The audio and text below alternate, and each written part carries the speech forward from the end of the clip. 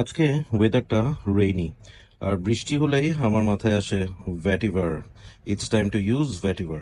So recently I have purchased essential perfumes moon vetiver. খুবই sophisticated excellent একটা ভ্যাটিভার base perfume, যেটা ভ্যাটিভার নোটটা অসম্ভব ওয়েল ব্লেন্ডেড।